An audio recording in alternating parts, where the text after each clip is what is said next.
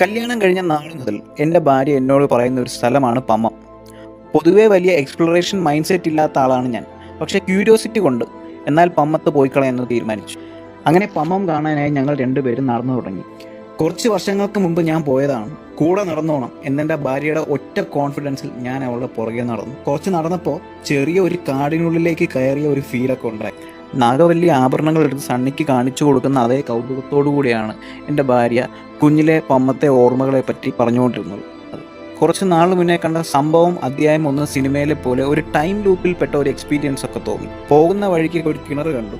പല ഹൊറർ സിനിമകളെയും ഓർമ്മിപ്പിച്ചു. ഉള്ളിൽ ചെറിയൊരു പേടി ഉണ്ടായിരുന്നു. പക്ഷേ എൻ്റെ വൈഫിന് പൊതുവെ അങ്ങനെ പേടിയൊന്നുമില്ല.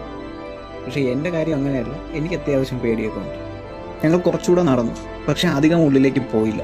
ഒരു കാട്ടിനുള്ളിൽ നമ്മൾ രണ്ടുപേരും മാത്രം ഒറ്റപ്പെട്ടൊരവസ്ഥയായിരുന്നു ആക്ച്വലി അത് ഫീൽ ചെയ്തു. എന്തായിരുന്നാലും സമയം ഇത്രയും ലേറ്റ് ആയതുകൊണ്ടും ഗൂഗിൾ മാപ്പ് എടുത്ത് നോക്കിയപ്പോൾ ഇങ്ങനെ ഒരു കാഴ്ച കണ്ടതുകൊണ്ടും പിന്നെ തിരിച്ചു നടന്നു.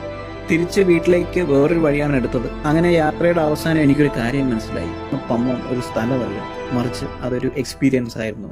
നമ്മുടെ മൈൻഡും ബോഡിയും എല്ലാം റിഫ്രഷ് ആക്കുന്ന ഒരു എക്സ്പീരിയൻസ്.